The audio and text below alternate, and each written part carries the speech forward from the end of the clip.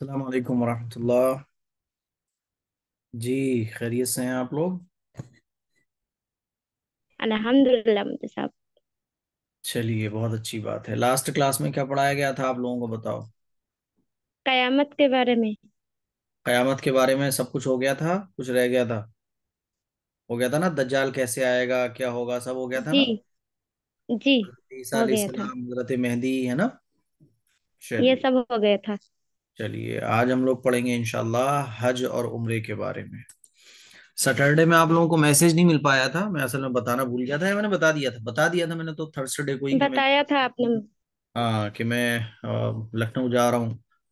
ماشاء اللہ لکھنؤ کا سفر جی بہت اچھا رہا، اور بہت سارے سبسکرائبر سے ملاقات ہوئی، لیکن کیا بتائیں، ہمارے موبائل میں بیٹری نہیں تھی، تو بہت سارے جو پاور بینک میں لے کر گیا تھا تو وہ بھی رات بھر چارجنگ پہ لگائی، لیکن وہ چارج نہیں ہوئی، اور میں صبح یہ سوچ کر لے گیا کہ بیٹری چارج ہے، تو وہاں موبائل پورا میرا ڈسچارج رہا۔ چارجر بھی نہیں لے گیا تھا، تو مانگ مانگ کے بھیک مانگنی پڑی کہ بھیا چارجر دے دو، چارجر دے دو۔ جس ہوٹل میں رکا ہوا تھا وہاں پھر انہوں نے میرا پاور بینک چارج کیا، تو بہت ساری چیزیں ریکارڈ نہیں ہو پائیں۔ ایک اسٹوڈنٹ ہے ہماری لکھنؤ کی، انہوں نے ماشاءاللہ وہ ڈیزائنر ہیں، تو انہوں نے ایک بڑا اچھا سا اے ایم قاسمی آفیشیل ایک شیشہ ہے، گول مرر ہے، اس پہ انہوں نے اس کو ڈیزائن کیا ہوا ہے، تو وہ انہوں نے مجھے ایز اے گفٹ دیا، اور انہوں نے اپنے یہاں چائے کے لیے بہت بلایا۔ تب تو میں رات کو پھر 11 بج گئے تھے مجھے فری ہوتے ہوتے، ان کے یہاں میں چائے پر گیا، اور چائے وغیرہ ان کے یہاں ہوئی، اور ان کی فیملی سے ملاقات ہوئی، ندوے میں بہت سارے اسٹوڈنٹ سے ملاقات ہوئی، اور کوئی کہیں سے کوئی کہیں سے۔ میں نے تو ایک کو ہی کال کیا تھا کہ بھئی مجھے ندوہ گھماؤ، لیکن پھر لوگ جڑتے گئے تقریباً 15-20 طلبہ اسٹوڈنٹس وہاں ندوے میں ہو گئے تھے، تو بڑا اچھا لکھنؤ کا ماشاءاللہ سفر رہا۔ پھر راستے میں لولو مال بھی پڑ رہا تھا، میں نے کہا چلو اسے بھی دیکھ لیتے ہیں، تو لولو مال میں کوئی ایسا خاص تو تھا نہیں، وہ بہت جیسے اس کی تعریفیں چل رہی تھیں، تو ایسا کچھ دیکھا نہیں ہمیں۔ ایک تو تھرڈ فلور پہ پارکنگ، پھر وہاں سے لولو مال کے اندر داخل ہوا میں، تو میں نے دیکھا کوئی خاص باز تو ہے نہیں ہے، تو بس تھرڈ فلور پر میرے کان چھوٹے ویسے آپ لوگ بڑا گندے مت۔ پھر جو ہے نا تھرڈ فلور سے ہی ہم نے لولو مال کے نیچے تک دیکھ لیا، میں نے کہا ہاں یہ ہے لولو مال، ٹھیک ہے، بس کوئی بات نہیں ہے، اتنا کوئی خاص لگا نہیں۔ اور پھر تقریباً رات کے 10 بجے واپسی فیروز آباد ہوئی، تو ماشاءاللہ لکھنؤ کا سفر بڑا اچھا رہا۔ سوچا تھا کہ لکھنؤ میں ہی ایک کلاس لوں گا میں آپ کی، لیکن تقریباً 8:30 بجے میں لکھنؤ کی پرانے لکھنؤ کی گلیوں میں گھوم رہا تھا کار لے کے، گاڑی لے کے، اتنا رش کہ بس چل کے آدمی جلدی پہنچ جائے، گاڑی سے تو بہت دیر میں پہنچے۔ آج ہم لوگ پڑھیں گے حج کے بارے میں۔ دیکھو، حج کے جو مسئلے ہیں تھوڑے سے نہیں بلکہ اچھے خاصے مشکل ہیں فرسٹ ٹائم سمجھنے کے لیے، کیونکہ فرسٹ ٹائم میں کیا ہوتا ہے کہ حج کے اور عمرے کے مسئلے جلدی سے سمجھ نہیں آتے۔ جن لوگوں نے حج کیا ہوا ہے، جن لوگوں نے عمرہ کیا ہوا ہے، جن لوگوں نے مکہ مدینہ دیکھا ہے، تو ان کو تو یہ چیزیں بڑے اچھے سے سمجھ آ جائیں گی، لیکن چونکہ جنہوں نے دیکھا نہیں ہے تو جلدی سے یہ چیزیں سمجھ نہیں آتی، کیونکہ وہ جگہ ہم نے نہیں دیکھی، وہ چیزیں ہم نے نہیں دیکھی، تو کیا ہوتا ہے کہ سمجھ میں تو آ رہا ہے، لیکن کیسے کرنا ہے، کیا کرنا ہے، اور ایکچوئل جس کو سمجھنا کہتے ہیں وہ وہیں جا کے سمجھ میں آتا ہے ایک دو بار کرنے سے۔ جیسے کبھی آپ نے کوئی گاڑی دیکھی نہ ہو، بس آپ کو ایک گاڑی کے بارے میں بتایا جا رہا ہے کہ ایک گاڑی ہوتی ہے، اس میں یہ ہوتا ہے، تو ٹھیک ہے آپ سمجھ جاؤ گے، لیکن ایکچوئل جس کو سمجھنا کہتے ہیں وہ گاڑی جب تک آپ کے سامنے نہیں ہوگی اور اس گاڑی پر آپ بیٹھو گے نہیں، تب تک آپ کو وہ چیز ویسے سمجھ نہیں آئے گی جو دیکھنے کے بعد سمجھ آئے گی۔ تو حج اور عمرے کے جو مسئلے ہیں وہ سمجھ لو آپ، لیکن اصل میں سمجھنا وہ وہیں آئے گا جب آپ جاؤ گی عمرہ کرنے، اللہ تعالیٰ آپ لوگوں کو حج اور عمرے کی توفیق دے، تو جب آپ عمرہ کرنے جاؤ گی، حج کرنے جاؤ گی، تو پھر یہ چیزیں آپ کو بالکل کلیئر ہو جائیں گی، ٹھیک ہے؟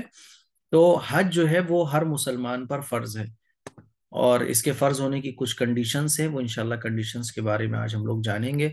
قرآن مجید میں بھی اللہ تعالیٰ نے حج کے بارے میں ذکر کیا ہے، وَلِلَّهِ عَلَى النَّاسِ حِجُّ الْبَيْتِ مَنِ اسْتَطَاعَ إِلَيْهِ سَبِيلًا وَمَنْ كَفَرَ فَإِنَّ اللَّهَ غَنِيٌّ عَنِ الْعَالَمِينَ، کہ جو لوگ خانہ کعبہ کی استطاعت، خانہ کعبہ تک پہنچنے کی استطاعت رکھتے ہوں، ان پر اللہ تعالیٰ کے لیے اس گھر کا حج کرنا فرض ہے، اور اگر کوئی انکار کرے تو یاد رکھو اللہ تعالیٰ دنیا جہان کے تمام لوگوں سے بے نیاز ہے۔ تو حج کرنا کیا ہے؟ اللہ نے مسلمانوں پر فرض کیا ہے، کن لوگ؟ کیسے مسلمانوں پر؟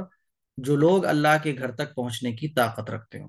اب طاقت رکھنے کا مطلب کیا ہے اس کے بارے میں ہم لوگ بات کریں گے کہ تو طاقت رکھنے کا مطلب یہ ہے کہ جو شخص بھی، چاہے وہ مرد ہو چاہے وہ عورت ہو، جو کوئی بھی اتنا مال و دولت کا مالک ہے کہ وہ اگر حج کرنے جائے تو حج کرنے کا خرچہ، واپسی تک کا خرچہ، اور جتنے دن وہ اپنے گھر والوں کو چھوڑ کر رہے گا ان ان کا بھی خرچہ وہ اٹھا سکتا ہے۔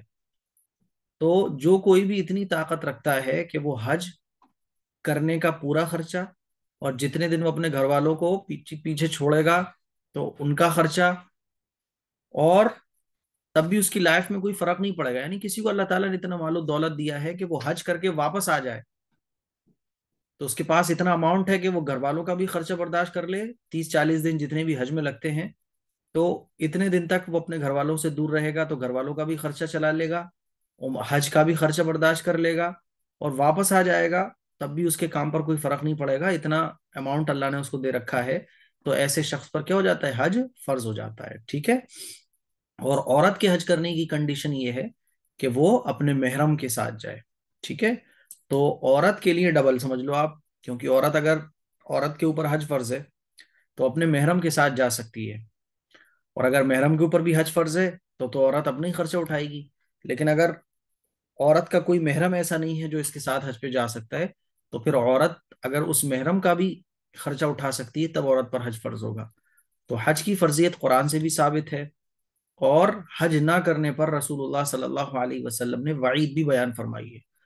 حضرت علی رضی اللہ تعالیٰ عنہ سے روایت ہے کہ رسول اللہ صلی اللہ علیہ وسلم نے فرمایا، جس شخص کے پاس حج کرنے کا ضروری سامان ہو اور سواری بھی موجود ہو تو اسے بیت اللہ تک پہنچا دے، جو اسے بیت اللہ تک پہنچا دے، اور یہ شخص پھر بھی حج نہ کرے تو کوئی فرق نہیں پڑتا کہ یہ یہودی ہو کر مرے یا نصرانی ہو کر مرے، اس لیے کہ اللہ تعالیٰ کا ارشاد ہے جو لوگ اس تک پہنچنے کی طاقت رکھتے ہوں ان پر اللہ تعالیٰ کے لیے اس گھر کا حج کرنا فرض ہے۔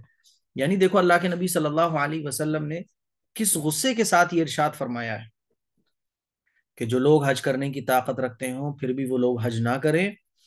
حج کرنے کی طاقت رکھنے کا مطلب کیا ہے؟ اتنا مال و دولت ان کے پاس ہے کہ وہ حج کا سفر بھی کر سکتے ہیں اور ان کے کاروبار پر، ان کے گھر والوں پر کوئی آنچ نہیں آئے گی، تو ایسے لوگوں کے لیے حج کرنا فرض ہے۔ اور اللہ کے نبی نے ارشاد فرمایا کہ اگر پھر بھی کوئی حج نہیں کرتا ہے تو کوئی فرق نہیں پڑتا وہ یہودی ہو کر مرے یا نصرانی ہو کر مرے، کیونکہ اللہ تعالیٰ نے اس کے اوپر حج فرض کیا ہے، پھر بھی وہ حج کرنے نہیں جا رہا ہے تو غصے میں اللہ کے نبی نے ارشاد فرمایا یہ بات، جیسے ہم لوگ کہتے ہیں نا، ارے جاؤ آج سے تم ہماری اولاد نہیں ہو، بیکار ہے ایسی اولاد ہونا، ڈوب مرو جا کے۔ تو اسی طرح سے اللہ کے نبی نے غصے میں فرمایا کہ یہودی ہو کے مرو یا عیسائی ہو کے مرو، کوئی فرق نہیں پڑتا کیونکہ تمہارے کارنامے ہی ایسے ہیں۔ تو حج کرنا یہ فرض ہے، ٹھیک ہے۔ اب حج کے کچھ مسئلے جان لو آپ کہ حج کیسے کیسے کیا جاتا ہے۔ سب سے پہلے تو آپ یہ سمجھو کہ حج جو ہے یہ ایک عبادت ہے، یہ کوئی شوق نہیں ہے جیسے کہ لوگ اس کو شوق سمجھتے ہیں کہ صاحب مان لیجیے ماں باپ کو حج نہیں کرایا تو بیٹا بھی حج کرنے نہیں جاتا ہے۔ ارے بھائی آپ کیوں نہیں جا رہے؟ ارے صاحب اس لیے نہیں جا رہے، ابھی ہم نے اپنے ماں باپ کو حج نہیں کرایا ہوا ہے، تو بڑی شرم کی بات ہے کہ ہم نے اپنے ماں باپ کو حج نہیں کرایا اور ہم حج کرنے چلے جائیں، اسی لیے ہم نہیں حج کرنے جا رہے، ابھی پہلے اپنے ماں باپ کو کرائیں گے۔ ارے بھیا ماں باپ کے اوپر حج فرضی نہیں ہے، بیٹے کے اوپر فرض ہے۔ مان لیجیے کسی کے ماں باپ کو اللہ نے مال و دولت دیا ہی نہیں کہ وہ حج کرنے جا سکیں اتنا، بیٹے کو اللہ نے کاروبار اچھا دے دیا، بیٹے کو اللہ نے نواز دیا، تو اب بیٹا یہ سوچے کہ صاحب ارے پہلے میں اپنے ماں باپ کو حج کرا دوں گا اس کے بعد پھر حج کروں گا، تو یہ بے وقوفی ہے، کیونکہ حج ایک عبادت ہے، کوئی یہ شوق نہیں ہے کہ پہلے ماں باپ شوق پورا کریں پھر میں کروں گا۔ جس کے اوپر بھی حج فرض ہوگا اس کو حج کرنا پڑے گا، اور جس کے اوپر حج فرض نہیں ہوگا تو وہ نہیں کرے گا۔ تو اصل جو بات ہے وہ ہے حج کے فرض ہونے کی، ٹھیک ہے۔ تو اسلام کا جو پانچواں رکن ہے، اسلام کے 5 رکن ہے نا، ایمان، نماز، ہے نا، ایمان، نماز، روزہ، حج، زکوٰۃ۔ زکوٰۃ حج کیسے بھی کر لو آپ، تو زکوٰۃ جو ہے یہ اسلام کا 5واں رکن ہے۔ حج کس کے اوپر فرض ہے؟ حج ہر ایسے مسلمان پر جو کہ عاقل ہو، بالغ ہو، زندگی میں ایک مرتبہ حج فرض ہے. کتنی مرتبہ؟ ایک مرتبہ حج فرض ہے، بار بار حج نہیں ہے. زندگی میں صرف ایک مرتبہ حج کرنا یہ فرض ہے. اور کس کے اوپر فرض ہے؟ ایسا مسلمان جو حج پر جانے کے وقت حاجت اصلیہ کے علاوہ. حاجت اصلیہ کس کو کہتے ہیں؟ حاجت اصلیہ کہتے ہیں ہماری زندگی کی وہ چیزیں جن کے بغیر ہم اپنی زندگی گزار ہی نہیں سکتے. جیسے کہ مان لیجیے ہمارا بزنس ہے، تو ہمارا بزنس ابھی اسٹیبلش نہیں ہوا ہے، ہمارا بزنس ابھی چھوٹا ہے. یعنی اگر ہم چلے گئے حج پر تو ہمارا بزنس ٹھپ پڑ جائے گا بالکل، یعنی ہمارا نقصان ہو جائے گا. ابھی اتنا بزنس بڑا نہیں ہے، مضبوط نہیں ہے. تو کیونکہ بزنس جو ہے انسان کی ضرورت ہے، اگر بزنس نہ ہو تو آدمی کھا نہیں سکتا. اسی طرح سے مان لیجئے کوئی اگر حج کے لیے گیا تو اس کے گھر والے بھوکے مر جائیں گے. اس کے گھر والوں کو کون دیکھے گا؟ کیونکہ گھر والوں کو کا زندہ رہنا کس بات پر ڈپینڈ ہے؟ بھائی گھر کا آدمی ہے، دال روٹی لاتا ہے، کما کے لاتا ہے. اسی طرح سے گھر مکان، کسی کے پاس مان لیجیے 1 کروڑ روپے کا، کسی کے پاس، نہیں ہے. ارے بھیا مائک کیوں آن کر دیتی ہو تم لوگ؟ تو مان لیجیے اگر کسی کے پاس 1 کروڑ کا مکان ہے، تو 1 کروڑ کا مکان ہے، کوئی کہنے لگے بھائی 1 کروڑ کا مکان ہے ان کے پاس تو ان کے اوپر حج فرض ہو گیا. تو 1 کروڑ کا جو مکان ہے تو وہ ان کی حاجت اصلیہ میں داخل ہے. حاجت اصلیہ میں داخل ہونے کا مطلب یعنی وہ ان کی اصل ضرورت میں داخل ہے. وہ ان کی ایسی ضرورت ہے کہ مان لیجیے کسی کے پاس مکان ہو تو وہ کہاں رہے گا. تو حاجت اصلیہ کا معنی، حاجت اصلیہ کا مین سمجھ آ گیا آپ کو؟ حاجت اصلیہ کا مطلب یہ ہوتا ہے کہ وہ بنیادی ضرورتیں ہماری زندگی کی جن کے بغیر ہم زندہ نہیں رہ سکتے. کسی نے مان لیجیے 5 آئی فون لے رکھے ہیں، وہ آئی فون 14 پرو میکس 1.5 لاکھ روپے کا آ رہا ہے، اس نے 5 آئی فون لے رکھے ہیں. تو آئی فون کے حاجت اصلیہ میں داخل ہے؟ نہیں ہے داخل. یہ کہا جائے گا بھائی صاحب یہ سیل کرو، آپ کیوں رکھے ہوئے ہیں؟ آپ نے سیل کرو اور حج کرنے جاؤ آپ. اور کسی نے مان لیجیے مکان بڑا عالیشان بنا رکھا ہے 1 کروڑ روپے کا، تو اس کے اوپر حج فرض جب تک نہیں ہوگا جب تک کہ اس کے پاس اتنا اماؤنٹ نہ ہو، کیونکہ گھر جو ہے وہ حاجت اصلیہ میں داخل ہے. مان لیجیے کسی کے پاس 50 لاکھ کی کار ہے، 50 لاکھ کی کار اس کی ضرورت میں داخل ہے. تو میرا کہنے کا مطلب یہ ہے کہ حاجت اصلیہ کا مفہوم سمجھو، وہ چیزیں جس کے بغیر ہم اپنی زندگی کو گزار ہی نہیں سکتے ہیں. اور کتنا روپیہ پیسہ ہونا چاہیے؟ یہ نہیں کہ صرف حج کرنے چلا جائے، حج کر کے واپس بھی آ جائے، حج کر کے واپس آ جائے اور اللہ کے گھر کا دیدار کر کے واپس آنے جانے کا خرچہ، اور واپس آنے تک کے اہل و عیال کا خرچہ، گھر والوں کا خرچہ. یعنی آپ ایسے سمجھ لو جیسے مان لیجیے کوئی آدمی ہے، اس کی بیوی ہے، اس کے بچے ہیں، اس کی فیملی ہے جو اسی پر ڈیپینڈ ہے. تو حج کرنے وہ گیا، تو حج کر کے وہ آ سکتا ہے تو حج کا خرچہ تو الگ، بیوی بچوں کا خرچہ الگ. یہ سارا ملا کے اگر وہ جھیل سکتا ہے، اتنا افورڈ کر سکتا ہے، تو اس کے اوپر حج فرض ہو جائے گا. ٹھیک ہے؟ اب آئیے حج کے کچھ مسئلے ہیں وہ آپ سمجھ لو. دیکھیے اگر نمبر 1 پہلا مسئلہ ہے جو ضروری مسئلہ ہے آپ لوگوں کو سمجھنا چاہیے، کہ اگر کسی کے پاس صرف اتنا خرچ ہے کہ مکے تک سواری پر آنا جانا تو ہو سکتا ہے، یعنی مکے تک تو وہ جا سکتا ہے، لیکن مدینہ منورہ تک پہنچنے کا خرچ نہیں ہے، تو اس پر بھی حج فرض ہو جاتا ہے. کیونکہ حج کے جو کام ہیں، حج کے اندر جو چیزیں ہم کرتے ہیں وہ مکے میں کرتے ہیں، مدینے میں نہیں کرتے. تو مان لیجیے کسی کے پاس اتنا پیسہ ہے کہ وہ مکے کا ٹکٹ کرا کے جا سکتا ہے، تو مکے کا ٹکٹ کرا کے وہ واپس آ سکتا ہے. حج کے جتنی بھی فارملٹیز ہیں، جتنے بھی احکام ہیں اللہ تعالیٰ کی طرف سے حج میں کرنے کے، وہ کر سکتا ہے جا کے، تو وہ واپس کر کے آ جائے، اس کا حج ہو جائے گا. دوسرا مسئلہ یہ ہے کہ حج جو ہے وہ عمر بھر میں صرف ایک مرتبہ فرض ہے، لائف میں صرف ایک مرتبہ. جیسے 5 وقت کی نمازیں ہمارے اوپر روزانہ فرض ہیں، اسی طرح سے حج جو ہے وہ زندگی میں ہر سال نہیں ہے. ارے بھائی میں کس کا آن رہ جاتا ہے؟ بڑے دکھی ہیں، کس کا مائک چل رہا ہے؟ ارے یہ تو بند ہی نہیں ہو رہا. ارے کون ہے یہ بھائی؟ کس کا مائک آن ہے اب تک؟ دیکھو آواز آ رہی ہے؟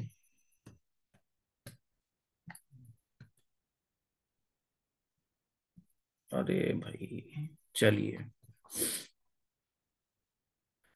تو اگر کسی کے پاس عمر بھر میں، کیا بتا رہا تھا میں، عمر بھر میں ایک مرتبہ حج کرنا فرض ہے، بس ایک مرتبہ. ساری زندگی پھر آپ مالدار رہو، کروڑ پتی کیوں نہ رہو، پھر آپ کی چوائس ہے. جیسے فرض نماز ایک مرتبہ فرض ہے، اس کے بعد آپ کی مرضی ہے، آپ نفل پڑھو، سنتیں پڑھو، آپ کی مرضی ہے، کتنی ہی کیوں نہ پڑھو، رات بھر پڑھتی رہو. تو اسی طرح سے حج جو ہے وہ زندگی میں ایک مرتبہ فرض ہوتا ہے. تیسرا مسئلہ یہ ہے کہ لڑکپن میں مان لیجیے اگر کسی کے ماں باپ نے اپنے بچے کو لڑکپن میں حج کرا دیا، تو یہ کیا کہلائے گا؟ نفلی حج کہلائے گا۔ اگر جوان ہونے کے بعد کوئی صاحب استطاعت ہو جائے تو پھر حج کرنا اس کے اوپر فرض ہو جائے گا۔ مان لیجیے کسی کے ماں باپ نے کسی کو حج کرا دیا، بعد میں پھر صاحب وہ اولاد بڑی ہو کے بالغ ہو گئی، اب کسی نے کہا کہ بھیا حج کر لو، تو حج میں تو آج کل 4-3-4 لاکھ روپے خرچ ہو رہے ہیں۔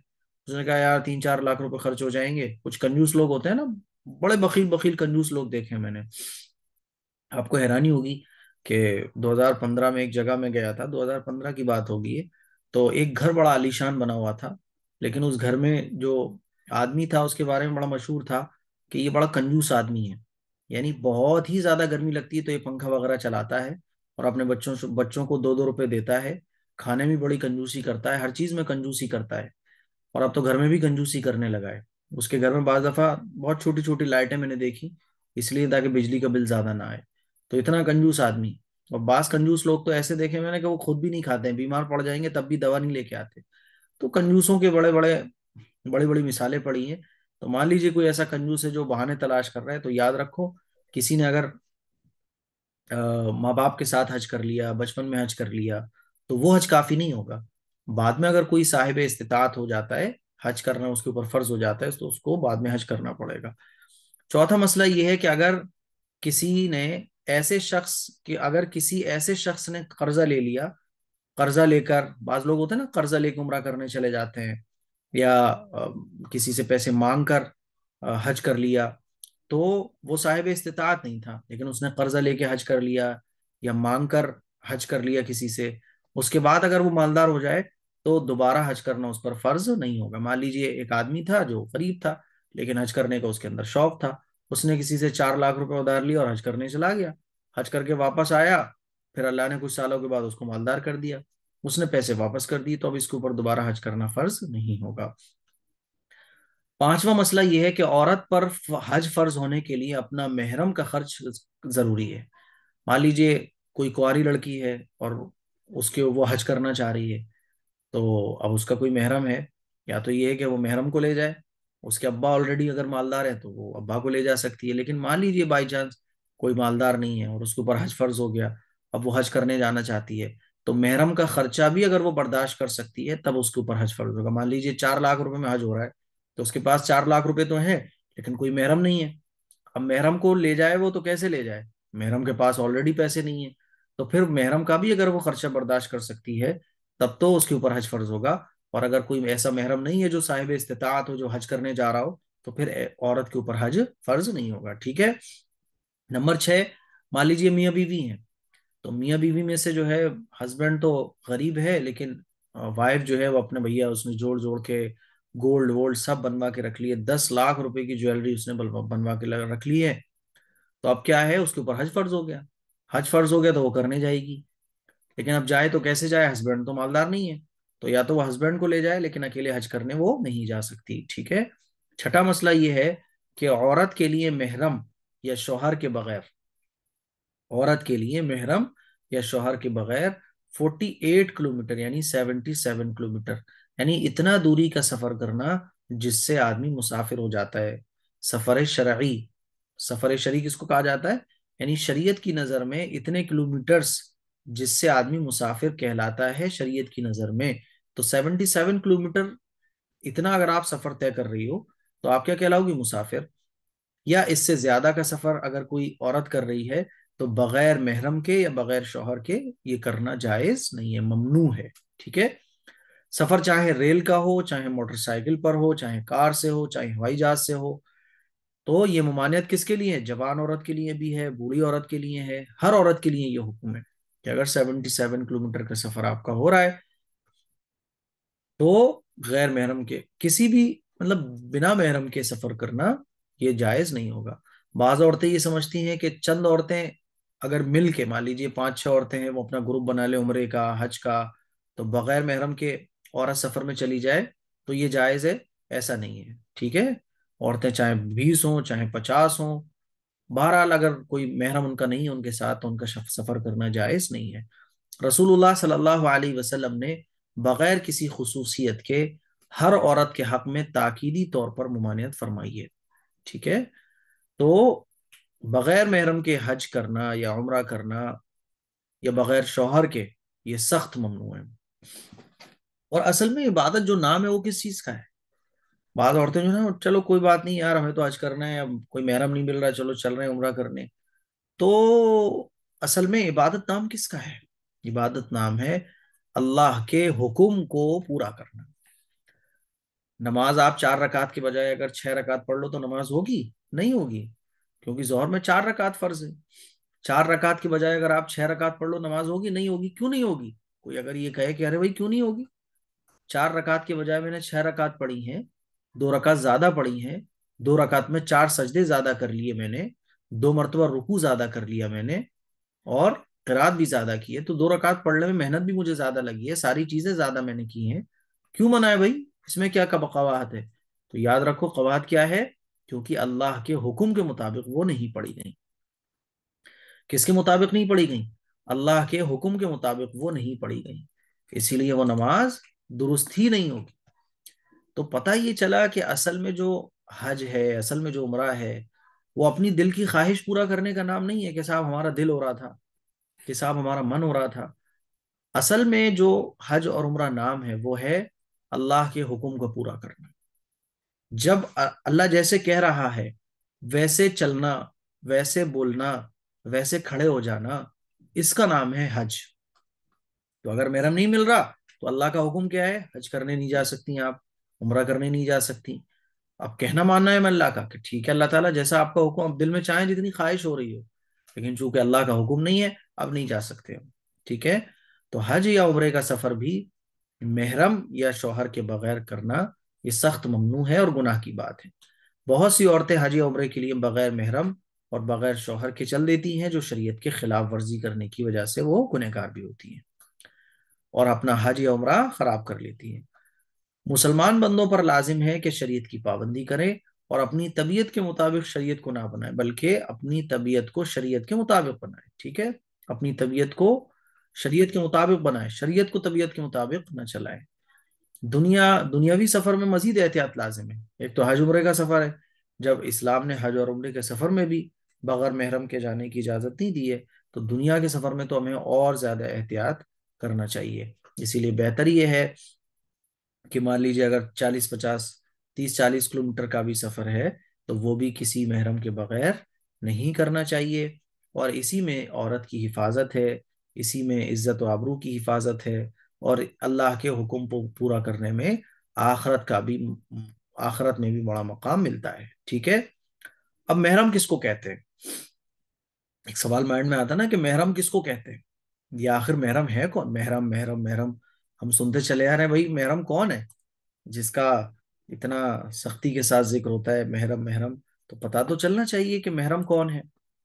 تو عورت کا محرم وہ شخص ہوتا ہے جس سے لائف میں کبھی بھی نکاح درست نہ ہو، یعنی وہ لوگ ہماری زندگی کے جن کے ساتھ پوری زندگی میں کبھی بھی نکاح نہیں ہو سکتا ہو، وہ کیا کہلاتے ہیں؟ وہ محرم کہلاتے ہیں۔ جیسے باپ، جیسے بیٹا، جیسے پوتا، نواسا، داماد، سسر، حقیقی چچا، ہے نا، حقیقی ماموں، ٹھیک ہے؟ یہ بھی بات یاد رکھنا چاہیے کہ خالہ زاد، خالہ، ماموں، چچا کے لڑکے، خالہ کے لڑکے، جتنے بھی کزنس ہیں تو وہ کیا ہیں؟ محرم نہیں ہے۔ کزنس جتنے بھی ہیں وہ محرم نہیں ہیں۔ اسی طرح بہنوئی بھی محرم نہیں ہے، بہنوئی محرم نہیں ہے، اسی لیے بہنوئی سے بھی بچنا چاہیے، کیونکہ اگر مان لیجیے بہنوئی نے بہن کو طلاق دے دی یا بہن کا انتقال ہو جائے تو سالی سے نکاح جائز ہو جاتا ہے، تو اسی لیے بہنوئی محرم نہیں ہے، ٹھیک ہے؟ ہاں اتنی بات ضرور ہے کہ ایک تو ہوتا ہے ہمارا اصلی بھائی، ٹھیک ہے، ایک ہوتا ہے رضائی بھائی۔ رضائی بھائی کس کو کہتے ہیں؟ کہ جس نے بچپن میں ہمارے ساتھ ایک ہی ماں کا دودھ پیا ہو۔ مان لیجیے 2 بچے ہیں جنہوں نے ایک ہی ماں کا دودھ پیا ہے، تو پھر یہ دونوں رضائی بھائی بہن بن جاتے ہیں۔ تو پھر رضائی بھائی بہن ہے تو وہ تو ظاہر ہے رضائی بھائی بہن بھی کیا ہوتے ہیں؟ محرم ہوتے ہیں، ٹھیک ہے؟ تو جس نے 2 سال کی مدت میں کسی ایسی عورت کا دودھ پیا ہے جس کا دودھ اس عورت نے بھی پیا ہو جو اس کے ساتھ حج یا عمرے کو جانا چاہتی ہے، تو یہ شخص بھی کیا ہے؟ محرم ہے۔ اور اس کے ساتھ سفر کرنا جائز ہے۔ ہاں اتنی بات یاد رکھنا چاہیے کہ محرم بھی اگر ایسا ہے جس کی آنکھیں غلط ہیں، جس کا دل غلط ہے، اور جس کے ارادے غلط ہیں، یا جس سے عزت آبرو کا خطرہ ہو سکتا ہے، جیسے کہ آج کل کتنے سارے ایسے واقعات ہو رہے ہیں، اللہ تعالیٰ حفاظت فرمائے، جس ایسا کوئی محرم ہے جس سے بے اطمینانی ہے نا، اگر کوئی ایسا شخص محرم ہے جس سے بے اطمینانی ہے، یا اس کی عفت اور عصمت بے داغدار ہے، مان لیجیے کوئی محرم ہے بڑا نالائق ہے، اس کے قصے ہی بڑے برے ہیں، اس کے ساتھ جا کے آپ اور بدنام ہو جاؤ گی، تو پھر ایسے محرم کے ساتھ بھی جانا نہیں چاہیے، ٹھیک ہے۔ ہاں ایسا محرم ہونا چاہیے جو واقعی میں تھوڑا سا سلیقے مند ہو، ٹھیک ہے۔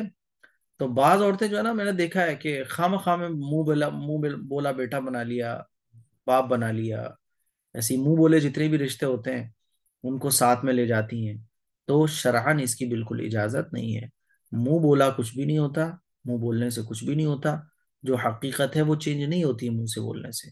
منہ بولا بیٹا، منہ بولا بھائی بھی کیا ہے، محرم نہیں ہے، ان کے احکام بھی وہی ہیں جیسے کہ غیر محرم کے ہوتے ہیں، ٹھیک ہے۔ اب آئیے جانتے ہیں حج کے فرائض کتنے ہیں۔ حج کے جو فرض ہیں وہ تین ہیں۔ نمبر ایک، احرام۔ احرام کس کو کہتے ہیں؟ نیت کرنا، نیت کرنا اور تلبیہ، نیت کرنا اور تلبیہ۔ تلبیہ یعنی لبیک کہنا، اللہم لبیک لا شریک لک لبیک، ہے نا، یا اس کی جگہ ایسی کلمات کہنا جس میں اللہ کی بڑائی کا بیان ہو۔ اگر آپ کو تلبیہ یاد نہیں ہے تو کوئی بات نہیں، اللہ کی بڑائی بیان کر دو، اللہ تو سب سے بڑا ہے، اللہ تو سب سے بڑا ہے۔ اور احرام یعنی نیت کرنا، حج کی نیت کرنا، احرام باندھنا۔ نمبر دو، وقوف عرفہ۔ وقوف عرفہ کس کو کہتے ہیں؟ 9 ذی الحجہ کے دن زوال کے بعد، 9 ذی الحجہ کے دن زوال کے بعد عرفات کے میدان میں ٹھہرنا۔ عرفات کا ایک بہت بڑا میدان ہے، اس میدان میں 9 ذی الحجہ کو یعنی عید الاضحیٰ سے ٹھیک ایک دن پہلے اس میدان میں ٹھہرنا، ٹھیک ہے۔ اور اس میدان میں تھوڑی دیر ٹھہرنا سے بھی یہ فرض ادا ہو جاتا ہے، اس میدان میں تھوڑی دیر ٹھہرنا ہے تو فرض ادا ہو جائے گا۔ نمبر تین، طواف زیارت، طواف کرنا، ٹھیک ہے۔ طواف زیارت یہ بھی کیا ہے؟ حج کا فرض ہے، ٹھیک۔ اب حج کے واجبات کتنے ہیں؟ حج کے جو ہے نا وہ 6 واجبات ہیں، اور یہ آپ کو ابھی سمجھ نہیں آئیں گے، میں بار بار کہہ رہا ہوں، تھوڑا سا مائنڈ ڈسٹرب ہوگا کہ ہو مفتی صاحب آج کیا پڑھا رہے ہیں، کچھ بھی پلے نہیں پڑھ رہا ہے، لیکن آپ کو گھبرانا نہیں۔ جب آپ حج کرنے جاؤ گی، عمرہ کرنے جاؤ گی، تو آپ کو میری پڑھائی ہوئی چیزیں خود بخود سمجھ میں آ جائیں گی۔ جو آپ کے ٹرینر ہوں گے وہ آپ کو بتا رہے ہوں گے کہ دیکھو عمرہ ایسے کرنا ہے، حج ایسے کرنا ہے، تو یہ چیزیں آپ کی خود بخود، میری بتائی ہوئی ساری چیزیں آپ کو مائنڈ میں گھومیں گی۔ تو حج کے جو واجبات ہیں وہ کتنے ہیں؟ 6 ہیں۔ نمبر ایک، وقوف مزدلفہ۔ مزدلفہ بھی ایک میدان ہے، تو مزدلفہ میں 10 ذی الحجہ صبح صادق، 10 ذی الحجہ صبح صادق اور طلوع آفتاب کے درمیان کچھ وقت ٹھہرنا، ٹھیک ہے۔ نمبر دو، تینوں دن رمی جمرات یعنی شیطان کو کنکریاں مارنا، رمی جمرات، رمی کرنا، رمی کس کو؟ شیطان کو کنکر مارنا، تو شیطان کو کنکر مارنا یہ بھی واجب ہے۔ نمبر تین، قربانی کرنا، یہ بھی واجب ہے۔ نمبر چار، حلق یا قصر، حلق یا قصر، یا تو گنجا ہونا، اور خواتین ہیں تو خواتین گنجی تو نہیں ہوں گی، خواتین کے لیے گنجا ہونا ناجائز ہے، حرام ہے، تو وہ کیا کریں گے؟ بال اپنی ہلکی سی چوٹی کٹوا لیں گے، تھوڑے سے بال کٹوا لیں گے، ٹھیک ہے۔ نمبر پانچ، صفا مروہ کی سعی۔ صفا مروہ 2 پہاڑیاں ہیں، اور اس پہاڑی پر سعی یعنی دوڑنا۔ نمبر 6، طواف ودا، طواف ودا یہ ان لوگوں کے لیے ہے جو مکے میں مستقل مقیم نہ ہو، جیسے ہم لوگ ہیں تو مکے میں جاتے ہیں، مدینے جاتے ہیں نا، تو طواف ودا یہ بھی واجب ہے، ٹھیک ہے۔ احرام کی حالت میں بہت ساری چیزیں ممنوع ہیں، وہ جو سفید پوشاک پہنی جاتی ہے وہ کیا کہلاتا ہے؟ وہ احرام کہلاتا ہے، وہ سفید پوشاک۔ جتنے بھی عمرہ کرنے والے لوگ ہیں آپ لوگوں نے دیکھا ہوگا کہ وہ سفید پوشاک پہنتے ہیں، تو وہ جو خاص طور پر جو ڈریس پہنی جاتی ہے عمرہ کرنے کے ٹائم پر، وہ کیا کہلاتی ہے؟ احرام۔ احرام میں جو ہے نا کچھ چیزیں ہیں جو منع ہے کرنا، وہ کون کون سی چیزیں ہیں آئیے جانتے ہیں۔ نمبر ایک، مرد کے لیے سلا ہوا کپڑا پہننا، مرد کے لیے سلا ہوا کپڑا پہننا یہ منع ہے، ٹھیک ہے۔ ہاں عورتیں کیا ہیں؟ عورت سلا ہوا کپڑا پہن سکتی ہے، ٹھیک ہے۔ نمبر دو، مرد کا دن یا رات میں اپنا سر یا چہرہ ڈھانپنا، مرد کا دن یا رات میں اپنا سر یا چہرہ ڈھانپنا، سر نہیں ڈھانپ سکتے ایسے، اسی لیے آپ نے دیکھا ہوگا کہ ٹوپی وغیرہ نہیں لگاتے احرام کی حالت میں۔ تو مرد کا دن یا رات میں اپنا سر یا چہرہ ڈھانپنا۔ ہاں، عورت جو ہے وہ اپنا سر اور چہرہ نہ محرم سے ڈھانپے، لیکن نقاب چہرے کو نہ لگے، دور رہے۔ نقاب جو ہے نا چہرے پہ نہیں لگے گا، اسی لیے وہ پاسبل نہیں ہوتا، ممکن نہیں ہوتا، تو وہاں چہرہ خواتین کا کھلا رہتا ہے۔ اور وہ منظر ہی ایسا ہوتا ہے کہ وہاں یہ چیزوں کے خیال بھی نہیں آتے کہ نہ محرم کو دیکھنا ہے، یا صاحب گناہ کرنا ہے، یا صاحب کوئی اور غلط تھنکنگ آتی ہی نہیں ہے۔ ماحول ہی ایسا ہوتا ہے، وہ نورانیت اور وہ برکتیں ہی ایسی ہوتی ہیں کہ وہاں جا کے تو آدمی کی طبیعت ہی چینج ہو جاتی ہے۔ اللہ ماشاء اللہ کوئی بہت ہی شیطان قسم کا آدمی ہے، وہ ایک چیز الگ بات ہے۔ تو عورت اپنا سر اور چہرہ اگر نامحرم سے ڈھانپے تو پھر نقاب جو ہے نا کہ چہرے کو نہیں لگنا چاہیے، لیکن وہ لگتا ہے، اسی لیے عورتیں بھی اپنے چہرے کو نہیں ڈھانپیں۔ نمبر 3، بدن کے کسی بھی حصے کے بال مونڈنا یا کاٹنا یا توڑنا۔ باڈی کا کوئی بھی بال توڑنا، کاٹنا یا مونڈنا، یہ منع ہے احرام کی حالت میں۔ نمبر 4، ہاتھ پاؤں کے ناخن کاٹنا احرام کی حالت میں منع ہے۔ نمبر 5، بدن یا کپڑے پر خوشبو لگانا، بدن یا کپڑے پر خوشبو لگانا یہ بھی منع ہے۔ نمبر 6، مرد کا ایسا جوتا پہننا جس میں قدم پر ابری ہوئی بیچ کی ہڈی چھپ جائے، یہ کیا ہے؟ منع ہے۔ ہمارا پیر ہوتا ہے تو پیر کے یہ جو بیچ میں ہڈی ہوتی ہے بیچ میں، تو ہمارے قدم پر جو ابری ہوئی بیچ کی جو ہڈی ہوتی ہے ابری ہوئی، وہ چھپ جائے تو ایسی چپل اور ایسا جوتا پہننا بھی منع ہے۔ دو بدی والی چپل اسی لیے پہننا چاہیے، ٹھیک ہے؟ البتہ عورت کے لیے یہ ہے کہ جس طرح کا جوتا چاہے عورت پہن سکتی ہے، ٹھیک ہے؟ حج ایک فریضہ ہے جس کی ادائیگی کے لیے اللہ تعالیٰ نے ایک خاص جگہ بیت اللہ شریف اور اس کے آس پاس میں جو کچھ خاص مقامات ہیں ان کو متعین فرمایا ہے، جیسے مزدلفہ ہے، عرفات کا میدان ہے، صفا اور مروہ کی سعی ہے نا، رمی جمرات ہے۔ تو یہ کچھ خاص خاص جگہ ہیں، ان جگہوں پر جا کے ہی آپ جو چیزیں کرنے کو بتائی گئی ہیں وہ چیزیں کرو گی تو پھر کیا ہوگا؟ آپ کا حج ہو جائے گا، ٹھیک ہے؟ اب آئیے جانتے ہیں حج کی قسمیں کتنی ہیں۔ حج کی 3 قسمیں ہیں، جیسے نماز پڑھنے کی بھی قسم ہوتی ہے نا، سنت نماز، نفل نماز، فرض نماز، عید کی نماز، ہے نا، سورج گرہن ہونے کی نماز، چاند گرہن ہونے کی نماز، صلاۃ الحاجت۔ تو جیسے نمازوں کی قسمیں ہیں اسی طرح سے حج کی بھی 3 قسمیں ہیں۔ نمبر 1 حج افراد، نمبر 2 حج قران، نمبر 3 حج تمتع۔ حج قران، اور نمبر 2 حج تمتع، اور نمبر 3 حج افراد۔ حج افراد کس کو کہا جاتا ہے؟ بس سمجھ لو آپ، ابھی سمجھ نہیں آئے گا پھر بھی سمجھنے کی کوشش کرو، جب آپ حج کرنے جاؤ گی تو یہ ساری چیزیں آپ کی 1 بائی 1 کلیئر ہوتی چلی جائیں گی، جیسے جیسے آپ اسٹیپ بائی اسٹیپ آگے بڑھو گی۔ حج افراد کس کو کہا جاتا ہے؟ نمبر 1، میقات سے گزرتے وقت صرف حج کا احرام باندھا جائے۔ میقات سے گزرتے وقت، میقات کس کو کہتے ہیں؟ دیکھو، ایک تو یہ جب آپ عمرہ کرنے جاؤ گی تو ایئرپورٹ سے ہی آپ احرام باندھ دو، ٹھیک ہے؟ ایک ہوتا ہے کہ آپ ایک جگہ ہے، یعنی ایک دوری ہے، جیسے مکے سے دوری، کچھ دوری سے پہلے ہی احرام باندھ لیا جاتا ہے، اس کو میقات کہا جاتا ہے، ٹھیک ہے؟ تو جیسے ہی آپ فلائٹ اترنے والی ہوگی تو آپ کو بتا دیا جائے گا بھائی جن لوگوں نے احرام نہیں باندھا احرام باندھ لو۔ میقات کہتے ہیں یعنی احرام باندھنے کا ٹائم، کتنی دوری پر سے ہمیں احرام باندھنا چاہیے۔ تو آپ اپنا عمرے کا سفر شروع کرنے سے پہلے ہی، فلائٹ میں داخل ہونے سے پہلے ہی احرام باندھ دو، یہ بھی ٹھیک ہے، لیکن کتنی ایسی دوری ہے جہاں سے ہمیں احرام ضرور باندھنا چاہیے ورنہ ہمارا احرام ٹھیک نہیں ہوگا، تو اس کو کہا جاتا ہے میقات۔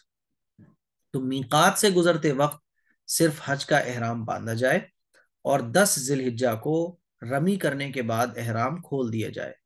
ایسا حج کیا کہلاتا ہے؟ ایسا حج کرنے والے کو کیا کہتے ہیں؟ مفرد کہتے ہیں، ٹھیک ہے؟ اور اس میں قربانی واجب نہیں ہوتی بلکہ مستحب ہوتی ہے، ٹھیک ہے؟ نمبر 2 حج قران۔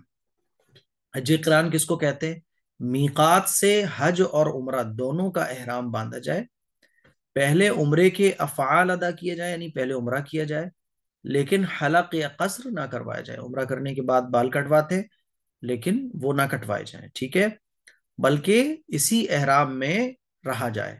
پھر حج کے دنوں میں، جیسے ہی حج کے دن شروع ہو، کیونکہ حج جو ہے نا وہ ایک خاص دنوں میں ہوتا ہے، ایسا نہیں ہے کہ آپ جب اٹھاؤ منہ اٹھا جب چاہو منہ اٹھا کے چلے جاؤ کہ حج کرنے جا رہی ہوں میں، ایسا نہیں ہوگا۔ حج کے خاص دن ہے، حج کا خاص دن ہے، ٹھیک ہے؟ حج کے جو دن ہیں، حج کے دنوں میں اسی احرام کے ساتھ پھر حج کے ارکان ادا کیے جائیں، اور 10 ذی الحجہ کو رمی، قربانی اور حلق کرنے کے بعد عمرہ اور حج دونوں کا احرام کھول دیا جائے، ٹھیک ہے؟ تو یہ حج قران کیا ہے؟ افضل ہے، حج قران افضل ہے، اور ایسا حج کرنے والے کو قارن کہتے ہیں، اور اس میں قربانی واجب ہوتی ہے، ٹھیک ہے؟ تیسری قسم ہے حج تمتع، تو اس میں بھی کیا ہوگا؟ میقات سے عمرے کا احرام باندھا جائے گا، اور عمرے کے افعال ادا کرنے کے بعد احرام کھول دیا جائے، پھر 8 ذی الحجہ کو حج کا احرام باندھا جائے، اور 10 ذی الحجہ کو رمی، قربانی اور حلق کرنے کے بعد احرام کھول دیا جائے۔ ایسا حج کرنے والے کو متمتع کہتے ہیں، اور اس میں بھی قربانی واجب ہوتی ہے۔ تو یہ تھوڑا سا ڈفرنس ہے بس، حج افراد ہے نا، حج قران، حج تمتع میں، ٹھیک ہے؟ اب پتہ کیسے چلے گا ہمیں کون سا کرنا ہے اور کون سا بہتر ہے؟ کیا ہے یہ مسئلہ؟ تو اس کو سمجھ لو کہ جو لوگ مکہ مکرمہ میں رہتے ہیں، یعنی جو لوگ مکے میں رہنے والے ہیں، یا جو لوگ عمرہ کر کے اور سر مڈا کر یا بال کٹوا کر حلال ہو کر بلا احرام مکے میں مقیم ہے، یہ لوگ 8 ذی الحجہ کو مکے سے احرام باندھیں گے، اور یہ صرف حج کا احرام ہوگا، ٹھیک ہے؟ اگر کسی نے شوال یا ذی الحجہ میں کوئی عمرہ کر لیا ہے اور اس کے بعد اپنے گھر نہیں گیا، تو اس کا 2 عمرہ اور یہ حج مل کر حج تمتع ہو جائے گا، ٹھیک ہے؟ اگرچہ یہ شخص اس وقت صرف حج کی نیت کرے گا۔ تو حج کون سا؟ حج قران جو ہے وہ زیادہ تر کیا جاتا ہے، ٹھیک ہے؟ اب اس میں جو ہے تھوڑی سی اور تفصیل ہے، وہ انشاءاللہ آگے آپ لوگ سمجھو گی۔ تو آل کو ٹوٹل ملا کے یہ ہے کہ حج کی یہ 3 قسمیں ہیں، اور جب آپ کو اللہ حج کرنے کی توفیق دے گا، حج تو میں نے بھی نہیں کیا ہوا ہے ابھی، دیکھو انشاءاللہ اس سال ارادہ ہے، اللہ تعالیٰ راستے کھول دے، تو حج تو میں نے بھی نہیں کیا، تو میں بھی حج کے بارے میں بھی کچھ نہیں بتا سکتا۔ ہاں لیکن چونکہ حج کی جگہ میں نے دیکھی ہے، اور میں عرفات کا میدان، مزدلفہ کا میدان، اور کہاں کہاں کیا ہوتا ہے، تو میں یہ بتا سکتا ہوں کہ یہاں یہ کام کرنا ہے۔ لیکن عمرہ جب میں نے نہیں کیا تھا تو عمرے کی ساری چیزیں مجھے پتا تھی، لیکن وہ جگہ میں نے نہیں دیکھی تھی، تو بڑی تھوڑا سا مائنڈ ڈسٹرب ہوا تھا کہ یار کیسے کیا ہونا ہے۔ لیکن چونکہ وہ جگہ مجھے دیکھتی گئی تو ساری چیزیں کلیئر ہوتی گئی، اسی لیے آپ نے ماشاءاللہ سمجھ لیا، تو اتنا سمجھنا ہی کافی۔ اب جب آپ کو ٹرینر آپ کے بتائیں گے حج کراتے وقت، عمرہ کراتے وقت، تو یہ چیزیں آٹومیٹکلی آپ کی کلیئر ہوتی چلی جائیں گی۔ اب جس کو جو پوچھنا ہے، 1.5 منٹ کا ٹائم ہے، وہ پوچھ لو۔ السلام علیکم مفتی صاحب۔ میں نے سنا ہے کہ حج کرنے وہ جاتا ہے نا، وہ اپنی جوان بیٹیوں کی شادی کر کے جاتا ہے، اور اگر بیٹے ہوئے جوان تو ان کی شادی کا پیسہ نکال کے جانا پڑتا ہے، کیا ایسا ہے؟ شادی میں کچھ بھی نہیں خرچ ہوتا ہے۔ اب وہ جو شادی میں خرچے ہم نے اپنے اوپر خواہ خواہ کے چپکا لیے ہیں، تو وہ شریعت کی طرف سے تو نہیں ہے نا۔ بھائی مان لیجئے کسی نے یہ سوچ لیا ہے کہ میں 1 لاکھ روپے ہی کا کھانا جی کھاؤں گا، وہ تو اسی کی تھنکنگ ہے، جی۔ تو اسی لیے ایسا نہیں ہے۔ ہوں۔ یہ جو تھنکنگ بنی ہوئی ہے، جو آپ نے بولا ہے، یہ غلط ہے، ایسا کچھ بھی نہیں ہے۔ جی۔